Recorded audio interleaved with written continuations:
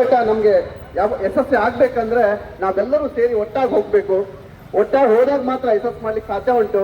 ಆ ಕೆಲಸವನ್ನ ಅನಂತಮೂರ್ತಿ ಅವರ ನೇತೃತ್ವದಲ್ಲಿ ಒಳ್ಳೆ ಯಶಸ್ವಿಯಾಗಿ ಮಾಡ್ತಾ ಇದ್ದಾರೆ. ಅದಕ್ಕೆಲ್ಲ ನಾವೆಲ್ಲ ಸಹಕಾರ ಕೊಡೋಣ.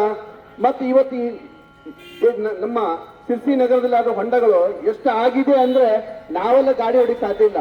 ಕನಿಷ್ಠ 1 ಲೀಟರ್ ಪೆಟ್ರೋಲ್ ಹಾಕಿದ್ರೆ 20 ಕಿಲೋಮೀಟರ್, ಕನಿಷ್ಠ ಗಾಡಿ 50 ಕಿಲೋಮೀಟರ್ ಕೊಡ್ತದಂದ್ರೆ ಕನಿಷ್ಠ ಕೊಡೋದು 20 ಕಿಲೋಮೀಟರ್. ಒಂದ್ ರೀತಿಯಿಂದ ಲಾಸ್ ಮಾಡ್ತಾ ಇರೋದು ನಮ್ಮ ಗಾಡಿ ಪೆಟ್ರೋಲ್ ಇಂದನೇ ಶುರು ಆಗತ್ತೆ. ಆದಾದ್ಮೇಲೆ ಸಮಯ 1 ತಾಸು ಹೋಗುವಂತ ದಾರಿಯನ್ನ ನಾವು 3 ತಾಸು ಮಾಡ್ಬೇಕು. 3 ತಾಸು ಇಲ್ಲಿಂದ ನಾವು ಎಲ್ಲರೂ ದಾಸನಕೊಪ್ಪ ಹೋಗ್ಬೇಕು ಅಂದ್ರೆ ಕನಿಷ್ಠ 3 ತಾಸು ಬೇಕು ದಾರಿ ಹೋಗ್ಲಿಕ್ಕೆ. ಇಂಥ ಒಂದು ಪರಿಸ್ಥಿತಿ ನಮ್ಗೆ ಆಗಿದೆ. ಸಿಸಿ ನಗರ ನೀಲೇಕಣಿ ರೋಡಲ್ಲಿ ಹೋಗ್ಬೇಕಂದ್ರೆ ನೀಲೇಕಣಿ ರೋಡಲ್ಲಿ ಬರೀ ಇಲ್ಲಿಂದ ನೀಲೇಕಣಿ ರೋಡ್ ಇರುವಂತ ಹೊಂಡ ಮುಚ್ಚಿದೆ ಎಷ್ಟೋ ದಿನಗಳಾಯ್ತು. ಅದು ನಮಗ್ ಸಂಬಂಧ ಇಲ್ಲ, ನಿಮಗ್ ಸಂಬಂಧ ಇಲ್ಲ. ಯಾರಿಗೆ ಸಂಬಂಧ ಉಂಟು ಅನ್ನೋದೇ ಗೊತ್ತಾಗ್ತಿಲ್ಲ. ಸರ್ಕಾರ ಇದೆಯೋ ಇಲ್ಲೋ ಅನ್ನೋದೇ ನಮ್ಗೆ ಅರ್ಥನೇ ಆಗ್ತಿಲ್ಲ.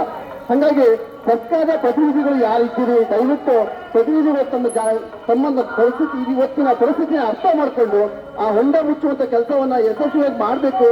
ಮತ್ತೊಂದು ಬಸ್ಸಿನ ವ್ಯವಸ್ಥೆ ನಮ್ಮ ಅನಂತಮೂರ್ತಿ ಹೇಳಿದ್ದಾರೆ. ಬಸ್ಸಿನ ವ್ಯವಸ್ಥೆ 89 ಎಷ್ಟು 150 ಬಸ್ಸಲ್ಲಿ 89 ಬಸ್ ಹೋಗುತ್ತೆ. ಕನಿಷ್ಠ ಬಸ್ಸಿನ ಒಂದು ಎವಳೆಯನ್ನು ಸರಿಯಾಗಿ ನೋಡ್ತಾ ಇಲ್ಲ. ಒಟ್ಟಾರೆ ಬಸ್ ತಿರುಗ್ತಾ ಇದೆ. ಬಸ್ಸಿನ ಸಾರ್ವಜನಿಕರಿಗೆ ಎಷ್ಟು ಅನುಕೂಲ ಆಗ್ಬೇಕು ಅನ್ನೋದನ್ನು ತಿಳುವಳಿಕೆಯನ್ನು ಇಲ್ಲ ಅನ್ನೋ ಪರಿಸ್ಥಿತಿ ನಮ್ಮ ಸರ್ಕಾರಕ್ಕಿದೆ.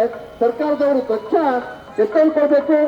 ಎಲ್ಲ ಸಾರ್ವಜನಿಕರ ಕಷ್ಟ ಸುಖವನ್ನು ಆಲಿಸಬೇಕು ಮತ್ತು ಸ್ಪಂದಿಸಬೇಕು. ಮತ್ತು ತಕ್ಷಣ ಈ ರೋಡು ಹೊಂಡಗಳನ್ನು ಮುಚ್ಚುವಂತ ವ್ಯವಸ್ಥೆಯನ್ನು ಮಾಡಬೇಕು ಅಂತ ಹೇಳ್ತಾ, ವೀಕ್ಷಕ ಮಹಾಪ್ರಭುಗಳೇ, ನಮ್ಮ ಚಾನಲ್ ಅನ್ನು ಸಬ್ಸ್ಕ್ರೈಬ್ ಮಾಡಿ, ಶೇರ್ ಮಾಡಿ, ಪ್ರೋತ್ಸಾಹಿಸಿ.